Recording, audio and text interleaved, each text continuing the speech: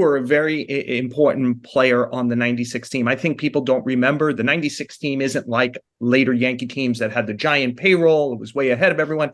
Baltimore was favored to win. And your no-hitter that year is, I think, the touch point when folks finally figured out it was a special team. You almost got released after a couple of starts that year. You only end up back in the rotation because your best friend on the team, David Cohn, has an aneurysm. Yes. He's in one hospital. You mentioned your father, how important he is. Your father, I believe, is getting open heart surgery in Tampa the morning after you're going to pitch that game against Seattle, the team that knocked the Yankees out because their offense was so great the year before, and you're on the mound in mid-May against them. I wonder if you could transport back to that night. It is a great story, and what it means to you looking back that you were able to do that for the Yankees. Yes. Oh, man, you almost got me choked up just thinking about that, the way things happened, because you're right. The first three starts wasn't that good, and I was actually benched. And when a pitcher gets benched, I mean, you're not getting if you're up 10 or down 10. And my good friend and pitching coach, Mel Stoudemire, he didn't give up on me. He would have me come to the park early. We'll work on mechanics. We'll work on different things.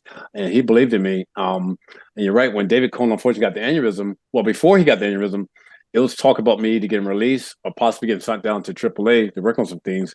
David got the aneurysm. And even when he got the aneurysm, I remember Joe Torre, he wanted Ramiro Mendoza into the rotation. And George Steinbrenner was the only guy said, and Stoudemire said, no, let's give Gooden another shot. Let's put Gooden back into the rotation.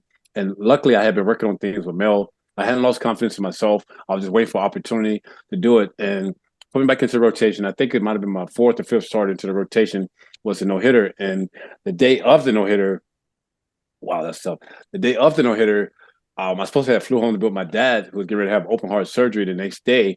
I had my plane ticket to go home.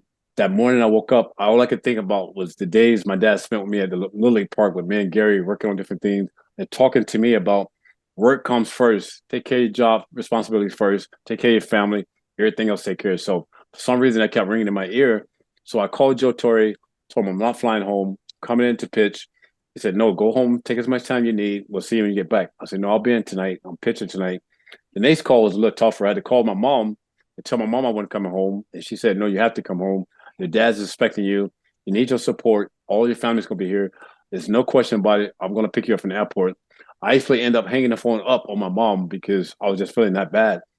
That whole day, I'm deciding, did I make the right decision? Should I go home? Should I pitch? Am I going to see my dad again? I'm not going to see my dad again. I get to the ballpark. I talked to Mel Stoudemire. He wanted to make sure I was okay mentally. I said, Mel, I'm okay. I'm good to go. The first 3 minutes of that game, I was standing in the walkway between the clubhouse and the dugout. Sometimes tearing up, thinking about my dad, sometimes not. In the first 3 innings, I would, whatever Joe Girardi sign he put down, I would just go with the pitch. I was totally out of the game. Not till like the 6th inning, I looked up at the scoreboard while I was batting to see who Seattle had coming up. And you see no runs, no hits, no errors. And the anxiety kicks in, the heart started beating a little faster. I was able to put my dad's situation aside and pitch the rest of that game. And I remember the 9th inning, but the score was 2-0. I walked 2 guys in the 9th. Mel Stoudemire came out to the mound and he goes, Doc, how you doing? I said, it doesn't matter, Mel. I'm not coming out. He says, your game to have. Go get him. The last out was Paul Sorrento. And you talk about a game of inches. The pitch to Mike Socha that he hit out at 88 was a better pitch than the one I threw Paul Sorrento that he popped up to put a no-hitter. But it just, everything is timing in the game of inches. So when I threw it, it was a hanging curveball sitting on the tee. He popped it up, sent the ball was in the air forever. When Jeter made the catch, everything you can imagine is going through my mind. The year before, been suspended. Early in the year, about to be released or sent down. My dad's in the hospital. Is he going to make it? I'm back at Yankee Stadium where all the great players has played. And my teammates that came off the field, I'm pumping my fists. And all these things are going through my mind. Obviously, I didn't sleep that night. I took a ball home from the game to get to my father. I saw him. At the time, he was on life support. He never made it home from the hospital, but turned out the last game he saw me pitch was at no-hitter. And that made it that much special that year. Now you give me goosebumps. That's something. That's yeah. It's a hell of a story.